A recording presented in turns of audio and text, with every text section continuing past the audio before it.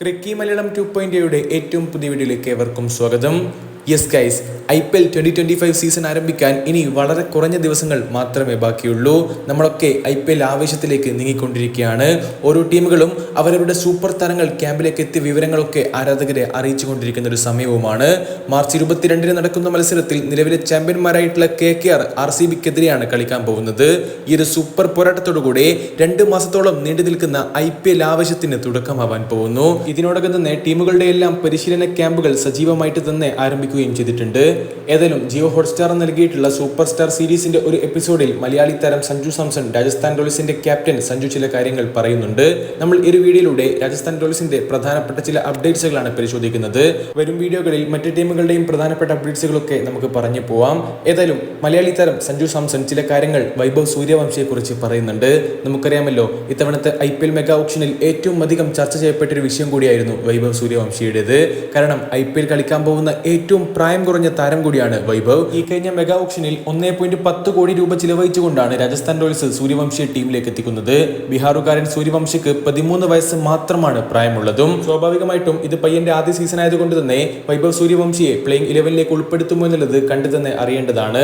സാധ്യതകൾ വളരെ കുറവാണ്. പക്ഷേ നമുക്കറിയാമല്ലോ, രാജസ്ഥാൻ റോയൽസിന്റെ നായകൻ സഞ്ജു ഇതുവരെ ട്രെയിനിങ് ആരംഭിച്ചിട്ടില്ല. RR ക്യാമ്പിലേക്ക് എത്തിയ വിവരങ്ങളൊന്നും പുറത്തേക്ക് വന്നിട്ടുമില്ല. തീർച്ചയായിട്ടും അതുകൊണ്ടൊക്കെ തന്നെ ജയ്സ്വാളിനോടൊപ്പം ആദ്യ മത്സരത്തിൽ രാജസ്ഥാൻ റോയൽസിന് വേണ്ടി വൈഭവ് സൂര്യവംശി ഓപ്പൺ ചെയ്യുമെന്ന തരത്തിലുള്ള ചില വാർത്തകൾ പുറത്തേക്ക് വരുന്നുണ്ട്. വിശ്വാസയോഗ്യമല്ലാത്തത് കൊണ്ട് തന്നെ നിങ്ങളിലേക്ക് അത് ഇപ്പോൾ എത്തിക്കുന്നില്ല. പക്ഷേ സഞ്ജു RR ക്യാമ്പിലേക്ക് എത്തിയ ദൃശ്യങ്ങളൊന്നും ഇതുവരെ പുറത്തേക്ക് വരാത്തത് ആരാധകരെ സംബന്ധിച്ചിടത്തോളം ഒരല്പം ആശങ്കയുണ്ടാക്കുന്ന കാര്യം തന്നെയാണ്. സഞ്ജു പൂർണ്ണ ഫിറ്റ്നസ് കൈവരിച്ചുകൊണ്ട് IPL തുടക്കം മുതൽ തന്നെ RR നയിക്കാൻ സാധിക്കട്ടെ എന്നുള്ള പ്രതീക്ഷയിൽ തന്നെ നമുക്കും കാത്തിരിക്കാം. ഏതായാലും വൈഭവ് സൂര്യവംശിയെ കുറിച്ച് ഇപ്പോൾ സഞ്ജു സാംസൺ ജിയോ ഹോട്ട്സ്റ്റാർ നൽകിയിട്ടുള്ള ഒരു ഇന്റർവ്യൂവിൽ ചില കാര്യങ്ങൾ സംസാരിക്കുന്നുണ്ട്. സൂര്യവംശി IPL-നായി തയ്യാറെടുത്തു എന്ന് തന്നെയാണ് സഞ്ജു പറയുന്നത്. വളരെ ആത്മവിശ്വാസത്തോടു കൂടിയാണ് വൈഭവ് കളിച്ചുകൊണ്ടിരിക്കുന്നത്. അക്കാദമിക് ഗ്രൗണ്ടിൽ കൂറ്റൻ സിക്സറുകൾ നേടാൻ വൈഭവിന് സാധിക്കുന്നുമുണ്ട്. It's all about understanding his strength, backing him and being there for him like an elder brother.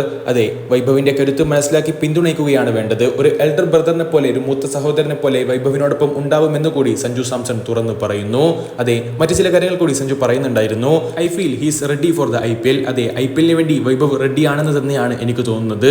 ആവശ്യമായ പിന്തുണ നൽകുമെന്നും ഭാവി എന്തായിരിക്കുമെന്ന് നമുക്ക് നോക്കാമെന്ന് കൂടിയാണ് സഞ്ജു സാംസൺ വ്യക്തമാക്കുന്നത്. സ്വാഭാവികമായിട്ടും ആരാധകർ സഞ്ജു പറഞ്ഞ ഈ കാര്യങ്ങളൊക്കെ പിടിച്ചുകൊണ്ട് വൈഭവ് സൂര്യവംശി RR-ന് വേണ്ടി പ്ലേയിങ് 11ലേക്ക് ഉൾപ്പെടുമെന്നുള്ള കാര്യങ്ങളൊക്കെ ചികഞ്ഞു നോക്കുന്നുണ്ട്.